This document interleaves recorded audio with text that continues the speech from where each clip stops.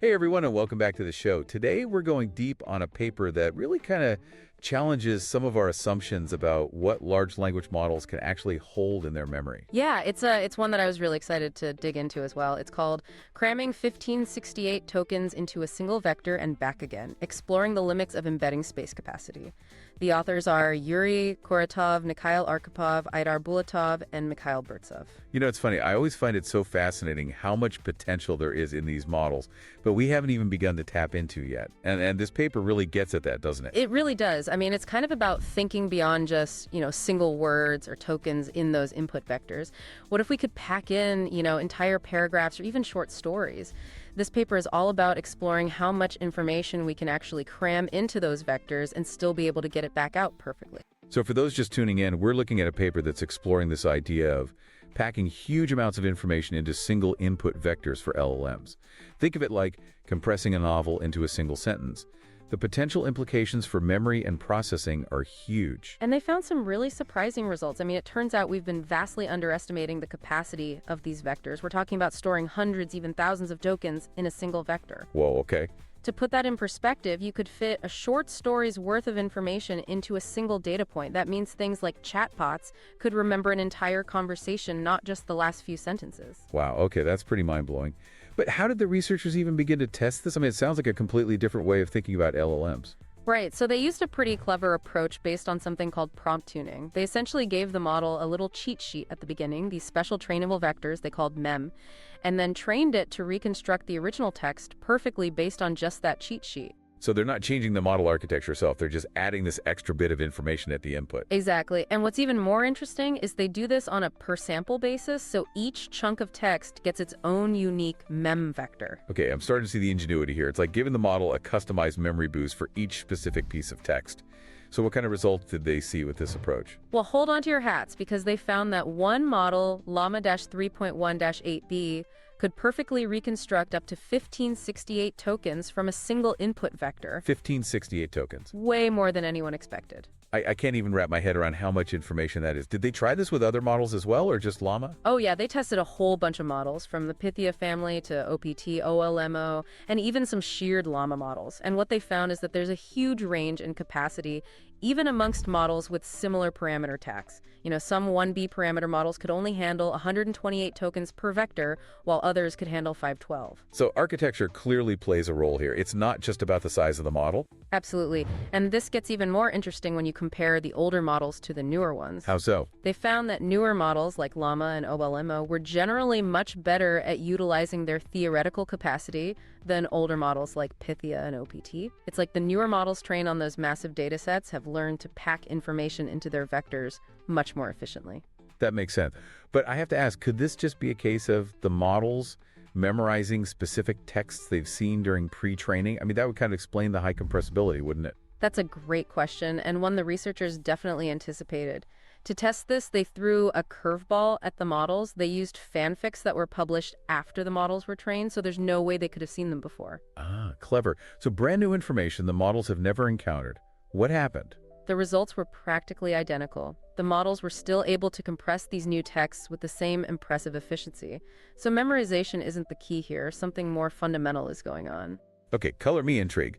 If it's not memorization, what's the secret sauce here? What makes these Mem vectors so powerful? Well, the researchers dug a bit deeper, and they found this fascinating connection between compressibility and something called cross-entropy. I'm sure you're familiar with that concept. Sure, cross-entropy is basically a measure of how predictable a text is, right? Higher cross-entropy means more surprises. Exactly. And what they discovered is that texts with lower cross-entropy, meaning they're more predictable, were easier to compress. It's like each model has a surprise limit, and if the text stays within that limit, it can be perfectly compressed. So a highly structured news article with very predictable language would be easier to compress than, say, a stream of consciousness poem full of unexpected turns. Precisely. So it's not just about the raw number of tokens, but also the underlying complexity and surprise factor of the text itself. This is getting really interesting. It's making me rethink how we approach handling information in LLMs.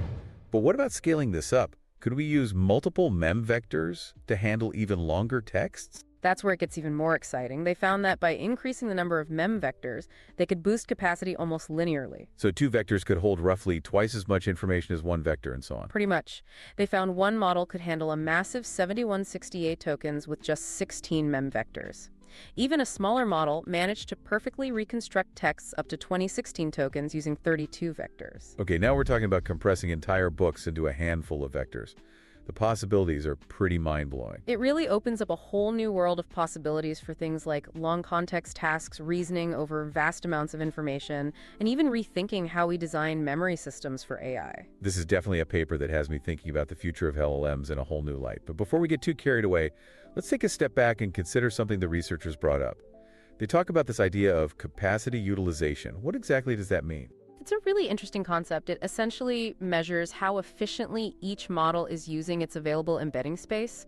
Remember how we were talking about some models being better at packing information into their vectors than others? Yes, the newer models seem to be much more efficient in that regard. Exactly. And what they found is that this efficiency or capacity utilization varies quite a bit between models. So some models are basically wasting their potential, while others are using their memory space much more effectively. Right, and this isn't just an academic curiosity. It could have real-world implications for how we train and evaluate our models. You mean we might be able to squeeze even more performance out of our existing models just by optimizing how we use that embedding space? Precisely. This is already a lot to digest, but there's one thing I'm still stuck on. You mentioned that the newer models, with all their massive data sets and training, seem to be much better at utilizing their capacity. But within the Pithia family, they found that the larger models actually had worse capacity utilization than their smaller counterparts. Why is that? That's where it gets really fascinating. It's almost like they have all this memory space but haven't fully learned how to use it effectively. So even though they have more memory space, they haven't fully learned how to use it effectively. Yeah, it's like they're undertrained in a way. So bigger isn't always better, right? Right. Fascinating. So you know what really struck me about this research? They achieved these incredible results without actually changing the model architecture itself. It's all about how they're representing the input information. That's a really important point. It suggests that we might be able to unlock a lot of hidden potential in the models you already have just by rethinking how we feed them data. It's like finding a secret backdoor into the model's memory. Exactly. And it really highlights how crucial it is to understand those fundamentals, information theory and representation learning. These principles can really guide us in designing more efficient and powerful AI systems. For sure. Okay, so I'm with you so far, but I'm curious, how did they actually train these Mem vectors? It sounds pretty computationally intensive, especially when you're dealing with sequences of hundreds or even thousands of tokens. Yeah, it can be, especially for longer text and larger models. What we did was use a variation of prompt tuning where they freeze all the parameters of the pre-trained LLM and focus solely on optimizing the Mem vectors.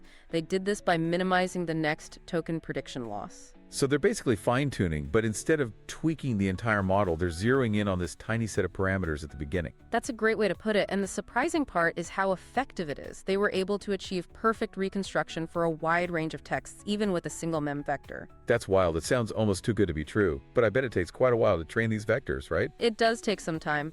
In their experiments, they used setups ranging from a single A100 GPU to a cluster of 4 GPUs, and the training time varied from a few seconds for smaller models and short texts to several minutes for larger models and longer texts. So not exactly something you can whip up on your laptop in an afternoon. Not yet, at least. But as hardware keeps improving and we develop more efficient optimization techniques, who knows what the future holds? Maybe one day we'll be training these memory modules on the fly in real time. Now that would be a game changer.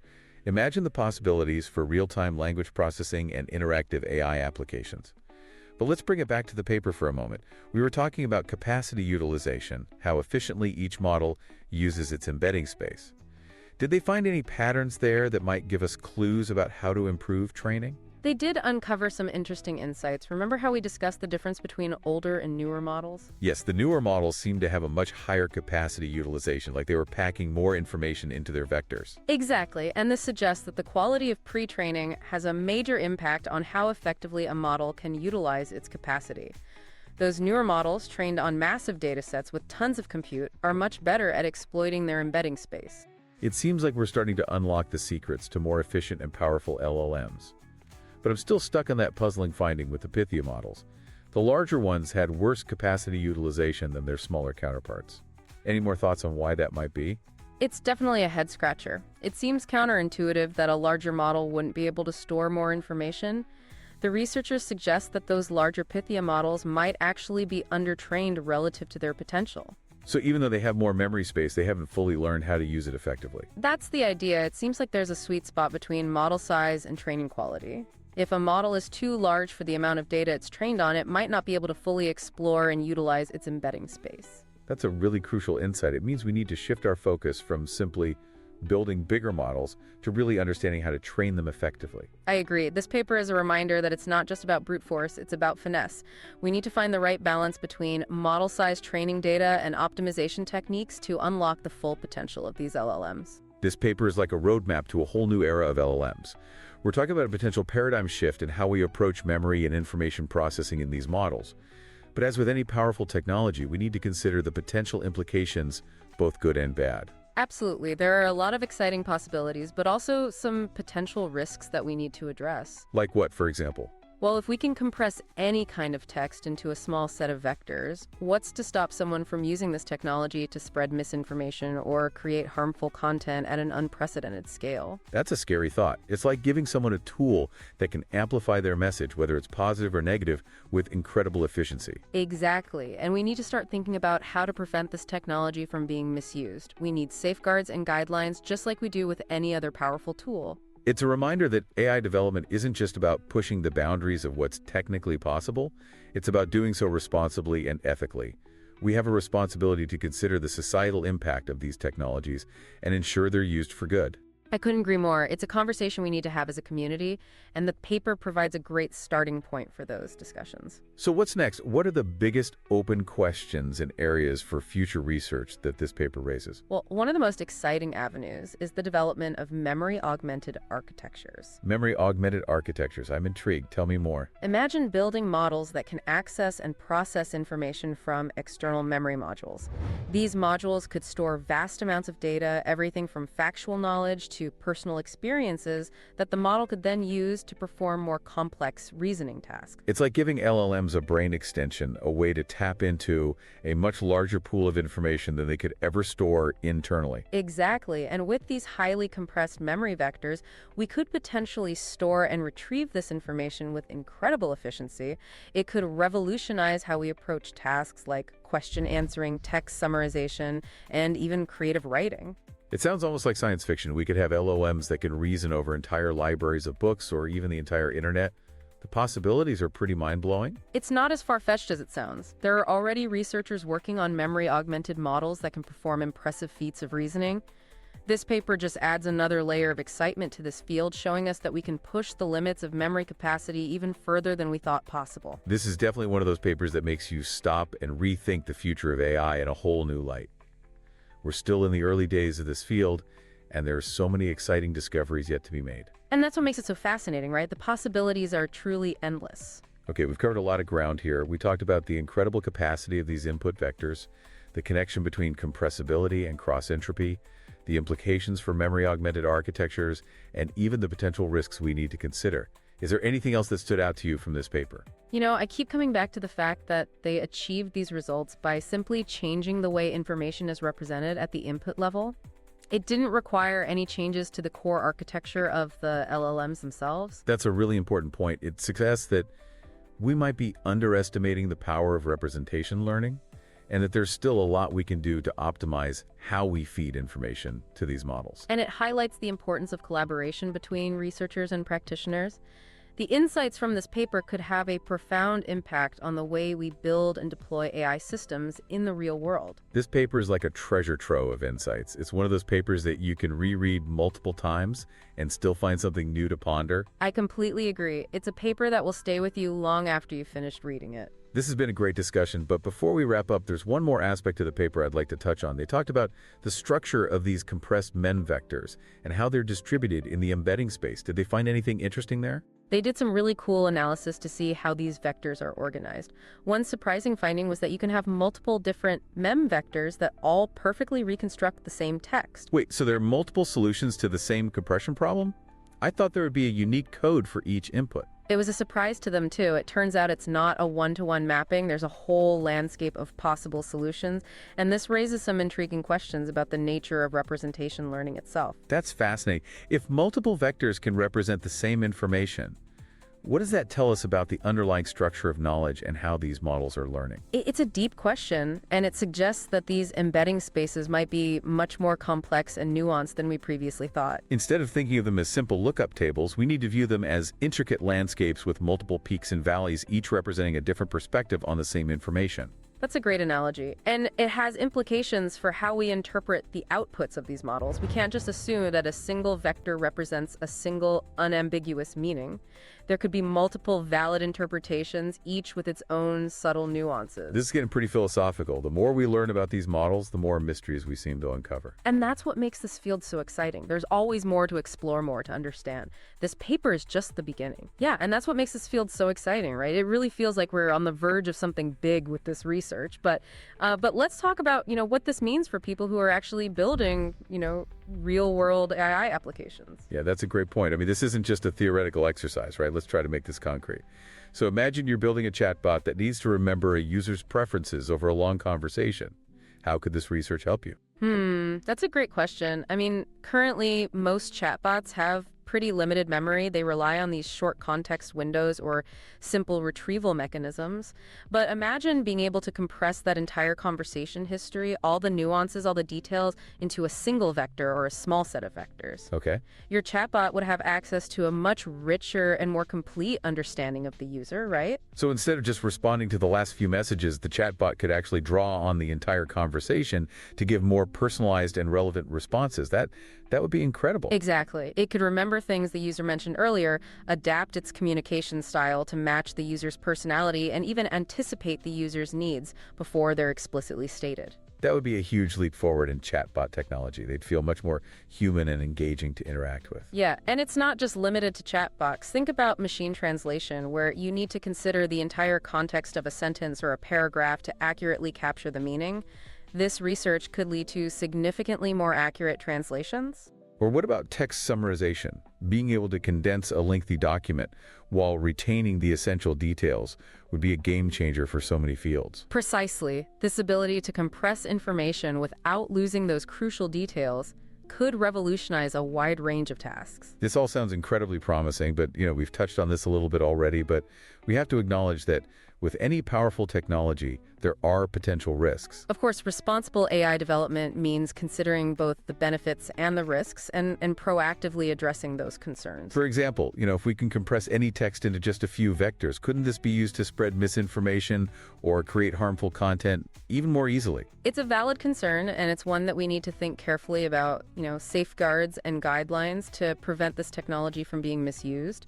Just like with any powerful tool, we need to be mindful of its potential for both good and bad. It's a reminder that AI isn't just a technical field, it's a social and philosophical one as well. And we need to approach it with both excitement and caution, recognizing its potential impact on society. I couldn't agree more. Open and honest conversations about the ethical implications of AI are absolutely essential. We need to ensure that these advancements are used to benefit humanity. Well, this deep dive has really opened my eyes to a whole new world of possibilities with LLMs. It's amazing to think about the potential this research unlocks for memory information processing and even creative applications. I'm right there with you. This is groundbreaking work that challenges our fundamental understanding of how these models work and what they're capable of. To all our listeners out there, we encourage you to dive into this paper yourselves. It's a thought-provoking read that will make you see LLMs in a whole new light. Absolutely. We're just at the beginning of exploring these concepts, and we'd love to hear your thoughts, insights, and questions about this research in the comments. Let's continue this conversation together and see where it leads us. Thanks for joining us on this deep dive. Until next time, keep exploring the frontiers of AI.